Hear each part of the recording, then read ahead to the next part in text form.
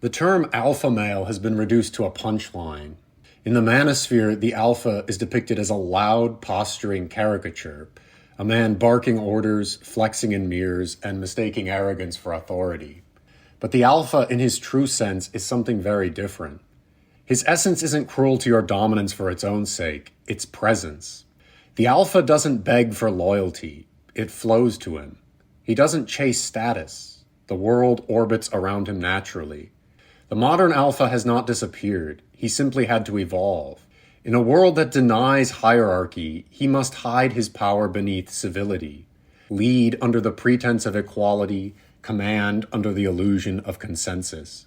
And yet, wherever people still revere excellence, charisma, and mastery, the alpha survives.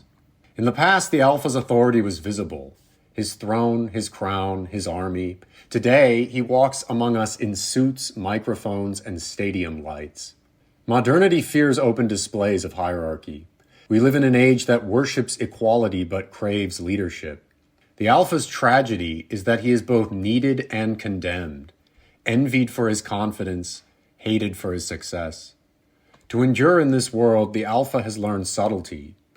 He leads through competence rather than conquest, and through persuasion rather than decree.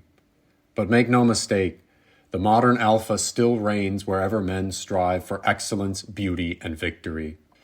In the world of sports, the alpha male still thrives.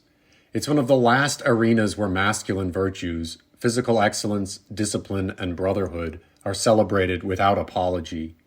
The archetypal image of the football captain who wins the game and the cheerleader endures because it expresses something primal. Admiration for the man who commands his body, his will, and his peers. Sports alphas are worshipped for their physical mastery, but the true alphas of the athletic world combine that with intellect and strategic insight. One of my favorite sports alphas is Sean McVay, head coach of the Los Angeles Rams. As a young man, McVay excelled as a quarterback in high school and a wide receiver in college. Unable to go pro, he turned to coaching, and at just 30 years old, became the youngest head coach in NFL history. By his mid-30s, he'd revolutionized offensive football and led his team to a Super Bowl victory. At 39, married to the radiant alpha beauty Veronica Coleman, McVay embodies the modern athletic alpha, intelligent, commanding, admired by millions. Sports remain the one realm where the alpha's excellence is still openly celebrated, where strength, hierarchy, and glory still mean something. The alpha once dominated Hollywood, but not as much today. The entertainment world has long been run by clever betas and conniving gammas, producers and agents who wield influence from the shadows, manufacturing beauty they can control. Most of today's celebrities are not alphas, but bravos and baddies. Charming, attractive, addicted to attention and applause, but uninterested in rulership or legacy. Yet a few stand apart.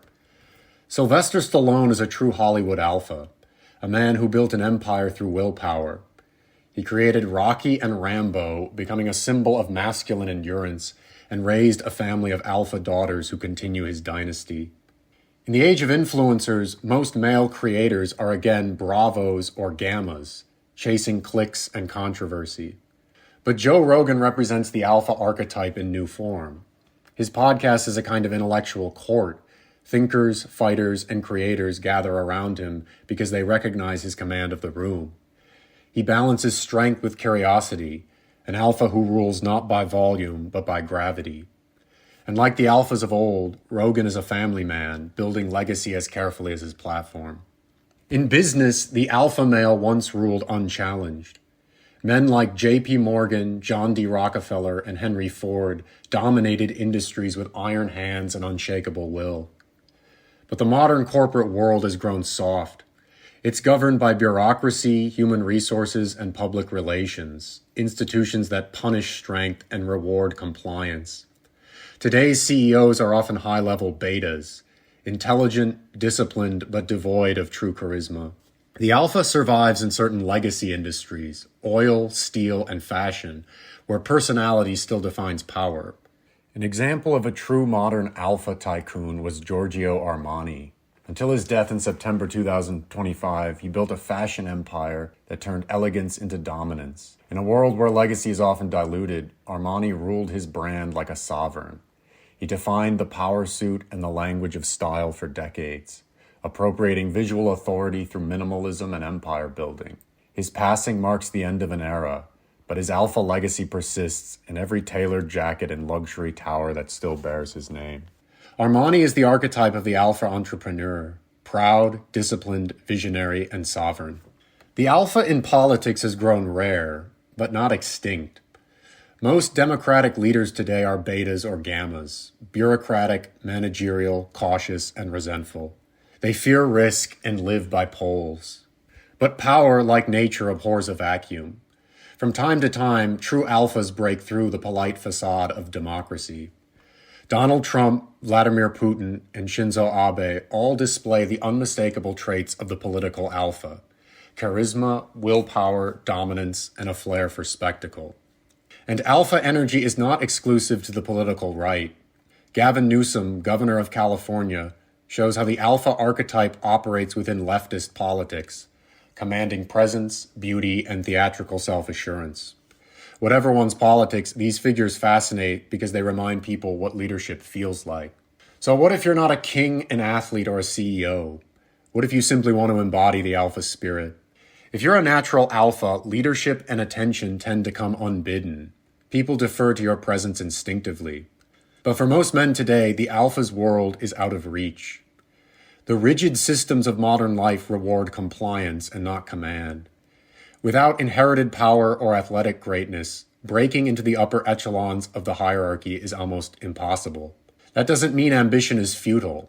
It means the path has changed.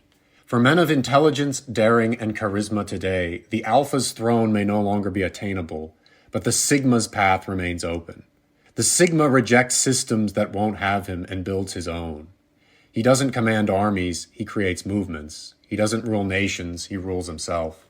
In the next video, we'll explore this opposite but equal archetype, the sigma male, the lone wolf outside the hierarchy, yet rival to every alpha who's ever lived. Subscribe and continue climbing the hierarchy.